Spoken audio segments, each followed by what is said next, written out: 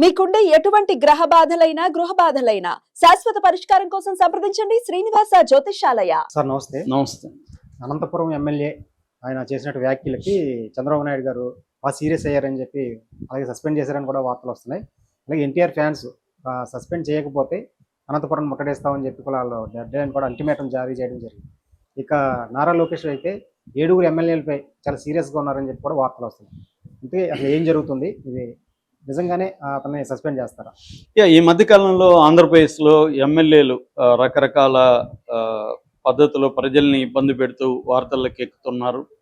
So మనం కూడా వీటి విషయాలు మాట్లాడుకున్నాం. నిన్న కేబినెట్ సమావేశం జరిగింది. ఈ సమావేశం సందర్భంగా 7 మంది ఎమ్మెల్యేల మీద లోకేష్ సీరియస్ అయ్యాడు అనేది ఒక వార్త వైరల్ అవుతుంది. రెండో వార్త ఫ్రంట్ పేజీలో ఆంధ్రజ్యోతి ఈనాళ్ళు రాస్తున్నారు. వాళ్ళు ఏం రాశారంటే, ఈ ప్రసాద్ ఎవరైతే ఉన్నారో దగ్గుపాటి వెంకటేశ్వర ప్రసాద్, అనంతపూర్ ఎమ్మెల్యే, ఆయన జూనియర్ ఎన్టీఆర్ని బూతులు తిడుతూ వార్ 2ని ఈ అనంతపూర్లో నేను ఆడనివ్వను, ఆడద్దు అని అతను ధనంజయ్ నాయుడు అనే అబ్బాయిని బెదిరించడం అనేది ఆడియో లీక్ అయింది. ఆ తర్వాత ఆయన సారీ చెప్తూ ఒక వీడియో రిలీజ్ చేశాడు. అది నా వాయిస్ కాదు, అది ఏఐ టెక్నాలజీతో మార్చారు, నేను ఎస్పీకి కూడా కంప్లైంట్ ఇచ్చాను, నా వాయిస్ కాదు, అయినప్పటికీ కూడా నా పేరు వచ్చింది కాబట్టి నేను సారీ చెప్తున్నా అని చెప్పాడు. కానీ ఎన్టీఆర్ ఫ్యాన్స్ దాన్ని వదలట్లేదు. ఆ ధనంజయ రెడ్డి కూడా నిన్న మీడియాతో మాట్లాడాడు, నన్ను కూడా బెదిరిస్తున్నారు, మా ఇంట్లో వాళ్ళని బెదిరిస్తున్నారు, అదంతా ఫేక్ అని చెప్పమంటున్నారు, కానీ అది ఎన్టీఆర్ని బూతులు తిట్టింది వాస్తవమే, నాతోనే వాయిస్ నాతోనే చెప్పాడు, నేను మళ్ళీ కూడా ఆయనకి ఆడియో రికార్డ్ చేసి కూడా పంపించాను, దీన్ని నేను నారా లోకేష్ దృష్టికి కూడా తీసుకెళ్తాను, ఎందుకంటే నేను తెలుగుదేశం కార్యకర్తని, నన్ను కూడా తిట్టాడు, దాంట్లో నన్ను ఎందుకు తిడతాడు ఇతను, నాకేమన్నా చేశాడా, నాకు ఏ రకమైన హెల్ప్ చేయలేదు, నన్ను తిట్టే హక్కు ఇతనికి ఎవరు ఇచ్చారనేది కూడా అతను గట్టిగానే అంటున్నాడు. అట్లాగే నాకు ప్రాణహాని ఉంది, వీళ్ళ అనుచరులు నన్ను చంపే అవకాశం ఉందని కూడా అతను మాట్లాడుతున్నాడు. మరోవైపు ఈ జూనియర్ ఎన్టీఆర్ ఫ్యాన్స్ అసోసియేషన్ వాళ్ళు అనంతపూర్లో ట్రై చేశారు, రాష్ట్రంలో విశాఖలో, శ్రీకాకుళంలో, గుంటూరులో రకరకాలుగా ట్రై చేసినా కూడా ఎక్కడ వాళ్ళకి పర్మిషన్లు ఇవ్వలేదు పోలీసులు.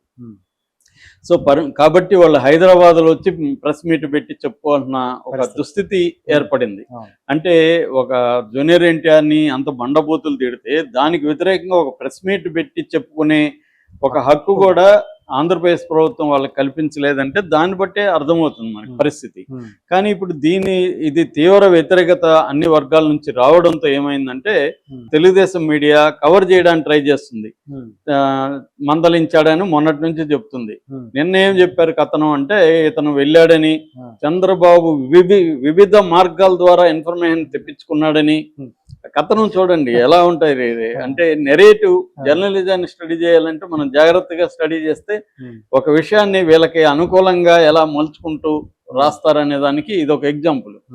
సో వివిధ మార్గాల ద్వారా చంద్రబాబు ఇన్ఫర్మేషన్ తెప్పించుకొని అతన్ని తీవ్రంగా మందలించాడంట. అతను ఎక్స్ప్లెనేషన్ ఇవ్వబోతుంటే కూడా చాలా నాకు అన్ని తెలుసు, నువ్వు మాట్లాడద్దు అసలు అని కోపంగా ఆయన తరిమేశాడంట అతన్ని. సరే బాగానే ఉంది, కానీ చర్య ఏం తీసుకున్నాడు? సారీ చెప్పమనాలి కదా మామూలుగా అయితే, సారీ చెప్పలే, పోనీ సారీ చెప్పలేదు. ఎన్టీఆర్ ఫ్యాన్స్ కి ఎందుకు నువ్వు ప్రెస్ మీట్ పెట్టుకోవడానికి ఇవ్వలేదు? క్లియర్ గా ఎన్టీఆర్ ఫ్యాన్స్ ఏం ఆరోపిస్తున్నారంటే ఇతన్ని చంద్రబాబు సపోర్ట్ చేస్తున్నాడు అనేది క్లియర్ గా వాళ్ళు ఆరోపిస్తున్నారు. ఎందుకంటే ఇంత మందలించిన వ్యక్తి పనిష్మెంట్ కూడా ఇవ్వద్దు, నువ్వు సారీ చెప్పురా అని చెప్పాలి కదా, పబ్లిక్ గా చెప్పు. వాళ్ళు అడుగుతున్నారు కదా, పబ్లిక్ గా వెళ్ళి చెప్పు. నువ్వు ఇట్లా వీడియో చేయడం కాదు, ప్రెస్ మీట్ పెట్టి అది నా వాయిస్ కాదు అయినా కూడా నేను సారీ చెప్తున్నానని చెప్పు. అది వదిలేసి తీవ్రంగా మందలించాడు, అసలు నువ్వు నా కంటికి కనపడద్దు అన్నాడు. ఈ డ్రామా అంతా మనకు తెలుసు. ఇప్పుడు మీరేదైనా తప్పు చేస్తే నువ్వు నా కంటికి కనపడద్దు అంటే అదేమన్నా పనిష్మెంటా? ఓకే, కంటికి కనపడదు ఇంకా మంచిదే అనుకొని వెళ్ళిపోతాడు అతను, అంతే కదా. అతనికి భయం ఉండాలంటే అతను చేసిన తప్పుకి ఏదో ఒక పనిష్మెంట్ అన్న ఉండాలి, కనీసం దాన్ని సరిదిద్దాలని ఉండాలి. అంటే ఇక్కడ క్లియర్ గా లోకేష్ పేరు చెప్పాడు అతను, లోకేష్ కోసమే అతను మాట్లాడినట్టుగా ఉంది అక్కడ. కాబట్టి లోకేష్ అతని మీద చర్య తీసుకోడు. అసలు ఎమ్మెల్యేలు ఈ స్థాయిలో రెచ్చిపోతున్నారంటే అర్థం ఏంటి? మనల్ని ఎవడు ఏమి చేయలేడు, ఎవరికి కావాల్సింది వాళ్ళకి ఇచ్చాము, ఆల్రెడీ ఇస్తున్నాము, కాబట్టి మనల్ని జోలికి రారనే కాన్ఫిడెన్స్ లేకపోతే ఎందుకు చేస్తారు అసలు? ఫస్ట్ ఆఫ్ ఇప్పటి వరకు ఏ ఎమ్మెల్యే మీద చర్య తీసుకున్నారు?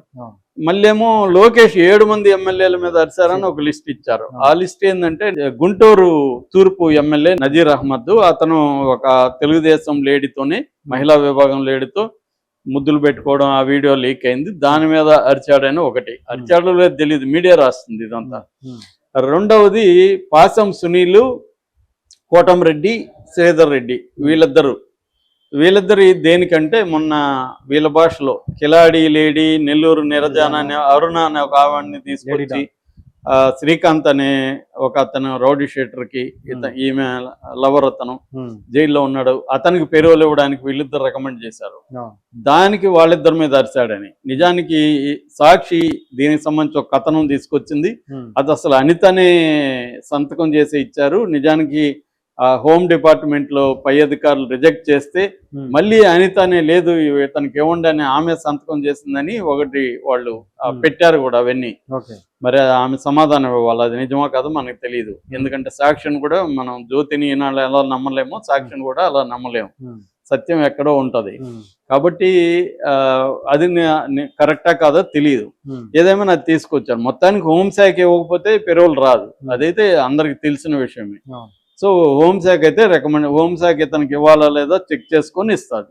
అతను మరి అంతకుముందు పారిపోయిన వ్యక్తి 2014లో తెలుగుదేశం ప్రభుత్వంలోని పారిపోయి 4.5 సంవత్సరం బయట ఉన్నాడు. అంటే తెలుగుదేశమే కాపాడినట్టే కదా అతన్ని. పైగా అతను తెలుగుదేశం కార్యకర్త. సో క్లియర్గా ఏంటంటే తెలుగుదేశం తన తప్పుల్ని కాపాడుకోవడానికి ఈ డ్రామాలు చేస్తున్నట్టుగా మనకు అర్థమవుతుంది. ఆ ఎమ్మెల్యేల మీద అరిశారంటారు. సరే, నెక్స్ట్ వచ్చి కోన రవికుమార్, ఆయన ఒక ప్రిన్సిపాల్ని బూతులు వీడియో చేసి నాతో నైట్ 11:30కి ఫోన్ చేసి మాట్లాడనేది ఆయన మీద వచ్చింది. ఆయన నరిశాడు అంటున్నారు. అట్లాగే బుడ్డా రాజశేఖర్ రెడ్డి పొట్టుగా కొట్టి కిడ్నాప్ చేసి అటవీ శాఖ అధికారుల్ని నలుగురిని ఎస్సీ ఎస్టీ మైనార్టీ వాళ్ళని కొట్టి 4 గంటల వరకు గెస్ట్ హౌస్ లో పెట్టుకొని నుండి ఇచ్చేశాడు. ఆయన్ని అరిశాడు అంట. అది అరవాల్సిన విషయం అండి అది. నెక్స్ట్ కొలికిపూడి శ్రీనివాస్, కొలికిపూడి కొరకరాని కొయ్యి అంటారు, అలాగే ఉన్నాడు ముందు నుంచి కూడా వీళ్ళకి. ఆయన రకరకాల వివాదాలు ఉన్నారు. ఆయన మీద క్రమశిక్షణ కమిటీ ఇవన్నీ కూడా జరిగాయి. ఆయన పద్ధతిలో వెళ్తున్నాడు. సో ఇప్పుడు వీళ్ళ 7 మంది మీద లోకేష్ అరిశాడనే ఒక వార్త. అంటే ఏ పని ఇదే కానీ ఎమ్మెల్యే, ఇప్పుడు మీరు చూడండి, వైసీపీ ఎమ్మెల్యే అటవీ శాఖ అధికారులను ఇలా కొట్టుంటే వీళ్ళ రియాక్షన్ ఇలా, జగన్ అరిశాడంటే వీళ్ళు సైలెంట్గా ఉండేవాళ్ళ. ఇదే వైసీపీ ఎమ్మెల్యే జూనియర్ ఎన్టీఆర్ని తల్లిని బూతులు తిడితే పవన్ కళ్యాణ్ సైలెంట్గా ఉండేవాడా?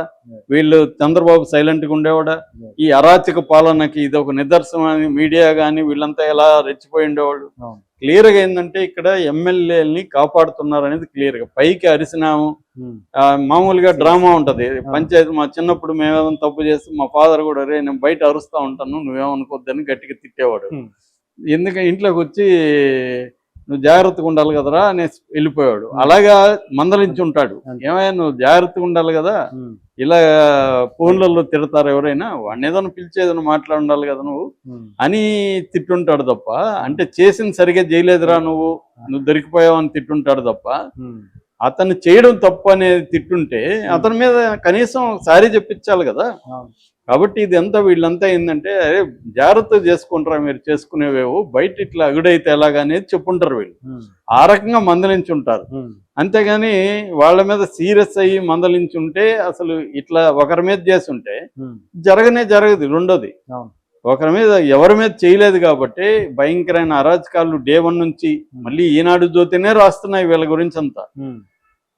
అయినా కూడా చర్యలు తీసుకోలేదంటే అర్థమైందంటే క్లియర్ గా ఎమ్మెల్యేలకి వీళ్ళు సపోర్ట్ ఉన్నారు. దానికి కారణాలు వీళ్ళ వైపు కూడా వీక్నెస్లు ఉన్నాయి. నేను పర్సనల్ గా కూడా కొన్ని 2-3 ఎమ్మెల్యేల విషయం చూశాను.